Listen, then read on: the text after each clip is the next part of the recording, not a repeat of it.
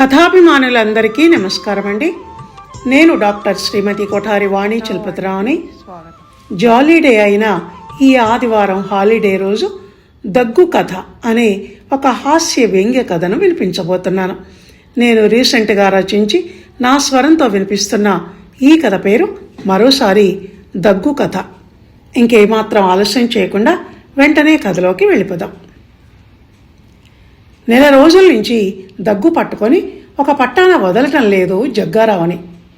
ఎడతెరిపి లేకుండా దగ్గినవాడు దగ్గినట్టే అన్నట్టు ఉంటున్నాడు. దాంతో జగ్గారావు భార్య దుర్గాబాయికి చిర్రెత్తుకొస్తోంది. మొగుడు ముద్దయితే మొగుడి దగ్గు ముద్దు కాదు కదా ఏ పెళ్ళానికైనా. అందుకే అబ్బబ్బబ్బబ్బా వెళ్ళలేక చస్తున్నాను మీ నాన్ స్టాప్ దగ్గు. కంటి నిండా నిద్రపోయి ఎన్నాళ్ళయిందో. మన పక్క ఫ్లాట్ వాళ్ళు కూడా అంటున్నారు, మీ ఆయన దగ్గు వెళ్ళలేక చస్తున్నామండి రాత్రి పగలు. ఇది అపార్ట్మెంట్ కదా, ఫ్లాట్లో ఉంటున్నప్పుడు మరీ అలా దగ్గితే పక్క ఫ్లాట్ వాళ్ళకు డిస్టర్బెన్సు అన్న ఆలోచన కూడా లేకపోతే ఎలా? అపార్ట్మెంట్ రూల్స్ అందుకు ఒప్పుకోవు అని మన పక్క ఫ్లాట్ పండరీదేవి నేను కనపడ్డప్పుడల్లా గొణుగుతోంది. ఈరోజు నిలదీసి అడిగింది కూడా. సెక్రటరీకి ఆల్రెడీ కంప్లైంట్ కూడా చేసిందట అంది దుర్గాబాయి. ఇది మరీ బాగుంది. దగ్గొస్తే ఆగి చస్తుందా?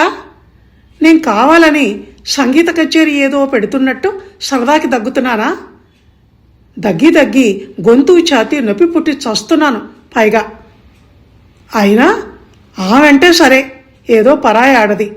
సొంత పెళ్ళాని వై ఉండి నువ్వు అలా విసుక్కుంటే నేనెక్కడికి పోను? మరీ ఆ వెనకటి కాలం పతివ్రతలంతా కాకపోయినా ఆడపుట్టుక పుట్టాక మొగుడి మీద కొంచెమైనా ప్రేమ లేకుంటే ఎలా? అలా తీసి పారేస్తున్నావు పురుగును దులిపేసినట్టు. ఇక మొగుడు పెళ్ళాలంటే అంతా మంచిగున్నప్పుడేనా ప్రేమలు? కష్టంలోనూ కాస్తంత ఉండాలి కదా. ఎక్కడ ఫీల్ అవుతాడో అన్న కనికరం కూడా లేదు అని ఒక పక్క దగ్గుతూనే మరో పక్క అంత పొడుగును చదివాడు జగ్గారావు. ఏం చెయ్యను? ఎంత ఆడదాన్నైనా నేను మనిషినే కదా. దేన్నైనా భరించవచ్చు, కానీ ఈ ఖంగు అనే దగ్గును మాత్రం భరించలేం బాబు. దగ్గేవాడికన్నా ఎక్కువ పక్కనున్న వాడికి న్యూసెన్స్గా ఉంటుంది.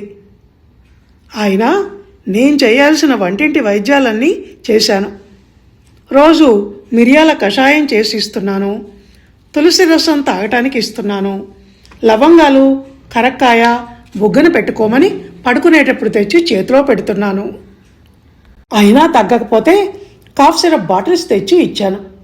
మీరు తాగి పడేసిన ఆ సీసాలతో అదిగో ఆ బుట్ట నిండిపోయింది. ఇన్ని చేసినా తగ్గటం లేదంటే డాక్టర్ దగ్గరికి పోవాలి కదా మరి. డాక్టర్ అంటే భయమో లేకపోవటానికి బద్ధకమో కానీ నా మాటలు పెడచెవిన పెడుతున్నారు. దగ్గొస్తే అంత త్వరగా తగ్గదులేవే అని అంటూ అంది దుర్గాబాయి. ఆ మాటలకు భయం డాక్టర్ అంటే. చిన్నపిల్లాడిని కదా మరి. అయినా దగ్గులు తుమ్ములు వంటి చిన్న చిన్న కారణాలకు కూడా ఎందుకు డాక్టర్ దగ్గరికి పోవటం? అదే పోతుంది కొద్ది రోజులైతే అన్నాడు జగ్గారావు. దానంతట అదే పోయేదాకా మీరు ఆగగలరేమో కానీ మనకు ఇటుపక్క ఫ్లాట్లో ఉన్న పండరీదేవి, అటుపక్క ఫ్లాట్లో ఉన్న పురంధరదాసు ఆగేలా లేరు మరి. పైగా అసలే అద్దె ఫ్లాట్ ఇది. ఓనర్కి చెప్పి ఖాళీ చేయించినా చేయిస్తారు. ఇంకా లాభం లేదు కానీ సాయంత్రం ఆ ఆరోగ్య నర్సింగ్ హోమ్కు వెళ్దాం. అక్కడ అందరు డాక్టర్లు ఉంటారు. మంచి శ్వాసకోశ సంబంధి రోగాల డాక్టర్కి చూపించుకుందరు కానీ అంది దుర్గాబాయి. పల్మనాలజిస్టా? ఎందుకే దండగా? డబ్బులు ఎక్కువన్నాయా? ఆఫ్టర్ ఆల్ దగ్గుకు ఆయన ల్యాబ్లో ఉన్న టెస్టులన్నీ చేయిస్తాడు. చివరకు అన్నీ బాగానే ఉన్నాయి, ఇది సీజనల్ జ్వరంలా సీజనల్ దగ్గు అని చెప్పి ఇప్పుడు నేను తాగి ఖాళీ చేసిన కాఫ్ సిరప్ బాటిల్స్ లాంటి దాంట్లో ఒకటి రాసి, ఎలా వచ్చిన దగ్గు అలాగే పోతుంది, డోంట్ వర్రీ అంటూ నా భుజం తడతాడు అన్నాడు జగ్గారావు దగ్గుతూనే. ఆ మాటలతో ఒళ్ళు మండిపోయింది దుర్గాబాయికి. దేవదాశ్రమాల నాగేశ్వరరావు దగ్గు చాలా పాపులర్ అయిపోయినట్టు మీరు మీ దగ్గును ఇంటర్నేషనల్ లెవెల్లో పాపులర్ చేద్దామనుకుంటున్నట్టున్నారు. చెప్పుకోదగ్గ కళ ఏదీ లేకపోతే ఏదో ఒక విధంగా ఫేమస్ అయిపోవటానికి పని పాట లేని వాళ్ళు వెర్రిమొర్రి వేషాలు వేసినట్టు. నా దగ్గర ఆ వేషాలు నడవు. ఈరోజు మనం డాక్టర్ దగ్గరికి వెళ్తున్నాం అంతే. ఆ శ్వాసకోశ సంబంధి పల్మనాలజిస్టు అదే ఆయన దగ్గరికి వెళ్దాం. మీ రోగం అదే మీ దగ్గు రోగం కుదర్చగలడు అతనే. మీరు అనుకున్నట్టు అందరు డాక్టర్లు డబ్బులు గుంజే డాక్టర్లే ఉండరు అంది దుర్గాబాయి. భార్య అంత ఫోర్స్గా చెప్పాక ఇక సరే అని అనక తప్పలేదు జగ్గారావుకు. దగ్గు మూలంగా నోట్లో నుంచి సరే అన్న మాట రాక తలూపాడు. దుర్గాబాయి అన్నట్టే ఆరోగ్య నర్సింగ్ హోమ్ పల్మనాలజిస్టుగా పనిచేసే డాక్టర్ వైద్యనాథ్ అందరు డాక్టర్ల లాంటి వాడు కాదు. చాలా ప్రొఫెషనల్గా ఉన్నాడు. కాస్త ముక్కు మీద కోపం ఉన్న మనిషి అని ఆ మాట తీరే చెప్తోంది. వృత్తిలో ఎంతగా ఇన్వాల్వ్ అవుతాడంటే ఒక్కోసారి తనేమంటోంది తనకే మనసు మీద స్పృహ లేనంతగా. బయట రిసెప్షన్లో కూర్చున్న అమ్మాయే పేరు వయసు అన్నీ రాసి ఫైల్ తయారు చేసి లోపలికి పంపించింది. నమస్తే డాక్టర్ అన్నాడు జగ్గారావు డాక్టర్ని విష్ చేస్తూ. ఆయన వెనక ఉన్న దుర్గాబాయి సైలెంట్గా చేతులు జోడించింది.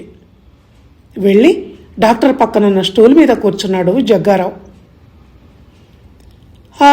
ఏంటి ప్రాబ్లం అడిగాడు డాక్టర్.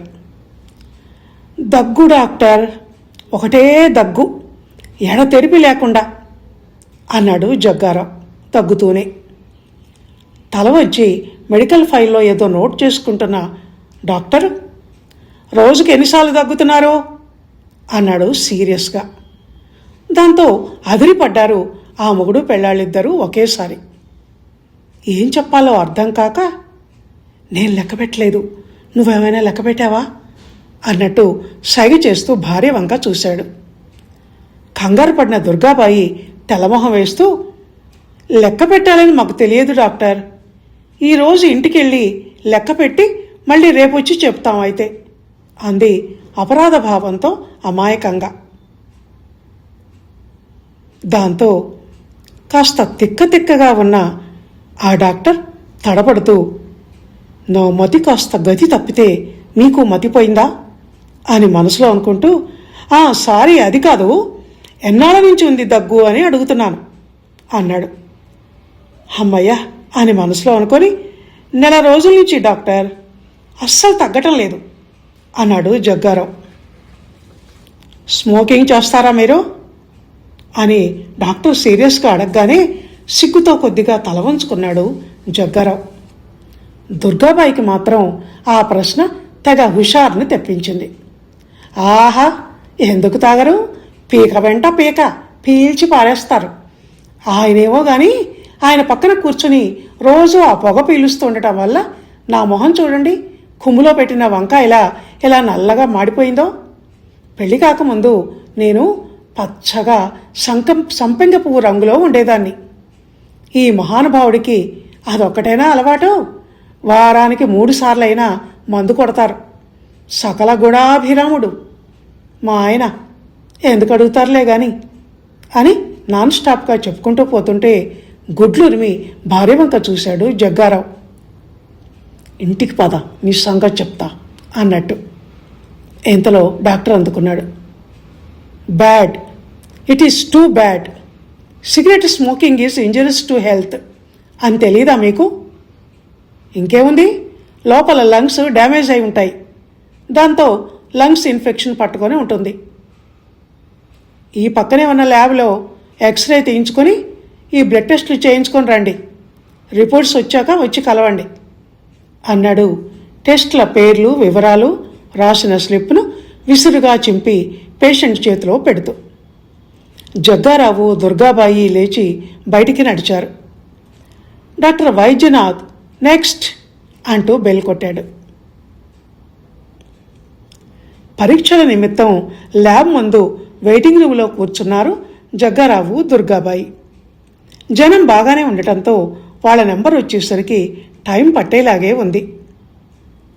నేను కొంచెం అలా తిరిగొస్తా, ఇక్కడే దగ్గరలోనే ఉంటా, కూర్చుని కాళ్ళు పట్టేస్తున్నాయి. పైగా నేను దగ్గుతుంటే అందరికీ డిస్టర్బెన్స్గా ఉంటుంది అంటూ లేచాడు జగ్గారావు. వాళ్ళు పిలుస్తారేమో, ఈ పక్కనే నిల్చోండి అంది దుర్గాబాయి. అలాగే అంటూ వెళ్ళి కారిడార్లో నిల్చున్నాడు జగ్గారావు. ఆ చుట్టుపక్కల కనిపిస్తున్న పచ్చటి చెట్లను, లాన్ను, పైన కనిపిస్తున్న నీలిరంగు ఆకాశాన్ని చూస్తున్నాడు. అదిగో ఆ రూమే ఇందాక నేను వెళ్ళిన గ్రౌండ్ ఫ్లోర్లోని డాక్టర్ కన్సల్టేషన్ రూమ్ అని అనుకుంటూ ఉండగా ఆ కన్సల్టేషన్ రూమ్ వెనక డోర్ తెరుచుకోవటం, అందులో నుంచి డాక్టర్ వైద్యనాథ్ బయటికి రావటం జరిగాయి. అక్కడే లాన్లో ఉన్న సిమెంట్ బెంచ్ మీద కూర్చొని సిగరెట్ వెలిగించి తాగుతున్న డాక్టర్ని చూసి ఆశ్చర్యంతో అదిరిపడ్డాడు జగ్గారావు. తల పక్కకు తిప్పి చూసి తన వంకే చూస్తున్న భార్య దుర్గను దగ్గరికి రమ్మన్నట్టు చెయ్యి ఊపి పిలిచాడు. ప్రశ్నార్థకమైన ముఖంతో వచ్చి ఏంటి అంది ఆమె. అటు చూడు అంటూ కిందికి చూపుడు వేలిని చూపించాడు జగ్గారావు. డాక్టర్ సిగరెట్ తాగుతున్న ఆ దృశ్యాన్ని చూసి తను ఆశ్చర్యపోయింది దుర్గాబాయి. నన్ను ఎన్నేసి మాటలు అన్నాడు ఈ డాక్టరు, నాకెన్ని రోగాలు అంటగట్టి భయపెట్టాడు. పేషెంట్లకు చెప్పడానికే ఉంటాయా డాక్టర్ల ఆరోగ్య సూత్రాలు? Smoking is injurious to health అని తెలిసిన డాక్టరు పేషెంట్లకు మాత్రం ఆ సూత్రాన్ని బోధిస్తూ తను ఆచరించడా? ఎదుటి వాళ్లకు చెప్పేటందుకే ఉన్నాయా నీతులు? ఒక నియమం, ఒక నిబద్ధత అనేది లేని ఈ డాక్టర్ దగ్గర నేను వైద్యం చేయించుకోనుగాక చేయించుకోను. మరో మంచి డాక్టర్ దొరికే వరకు ఇలా దగ్గుతూనే ఉంటాను. నీకు, పక్కింటి వాళ్లకు నా దగ్గు ఎంత చిరాకు పుట్టించినా. ఇల్లు ఖాళీ చేయిస్తారే, ఎలా చేయిస్తారో నేను చూస్తాను. నేనంత చాతకాని వాణ్ణా? కోర్టులో కేసేయను. ఇక నుంచి నేను జగ్గారావుని కాదు, దగ్గురావుని అంటూ చకచకా ఎంట్రన్స్ వైపు నడిచాడు జగ్గారావు. ఇంతలో జగ్గారావు గారు అంటూ ఓ బ్లూ డ్రెస్లో ఉన్న ల్యాబ్లో పనిచేసే అమ్మాయి ల్యాబ్ గుమ్మం ముందు నిల్చుని పిలవటం మొదలుపెట్టింది. అది విని భార్యను ఉద్దేశించి, అది నా పేరు కాదు, నా పేరు దగ్గురావు, కావాలంటే వెళ్ళి ఆ పిల్లకు చెప్పుకోపో అంటూ పెద్ద పెద్ద అంగలతో ముందుకు నడిచాడు జగ్గారావు ఉరఫ్ దగ్గురావు. మాట వినని మొగుడు వెనకబడి తను పరుగులాంటి నడక తీసింది దుర్గాబాయి. యతిమతం మనిషి, చెప్తే వినడు. మొదటినుంచి ఈ మొండితనమే ఈ మనిషిలో. డాక్టర్ సిగరెట్ తాగితే ఈయనకెందుకు? ఈయన కావలసింది వైద్యం కానీ ఆయన ఆరోగ్యం కాదు కదా.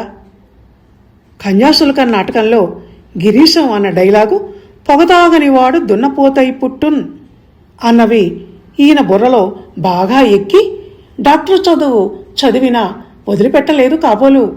ఎవరికేం తెలుసు అనుకుంది మనసులోనే విసుగ్గా దుర్గాబాయి. ఇదండి దగ్గు కథ అనే హాస్య వ్యంగ్య రచన. విన్నారు కదా. ఈ కథ కనుక మీకు నచ్చినట్టయితే లైక్ చేయండి, షేర్ చేయండి, చక్కటి కామెంట్ పెట్టండి. ఇది ఈ వారం కథ. వచ్చే వారం మరో మంచి కథతో మళ్ళీ కలుసుకుందాం. అందాక సెలవు. ధన్యవాదాలు.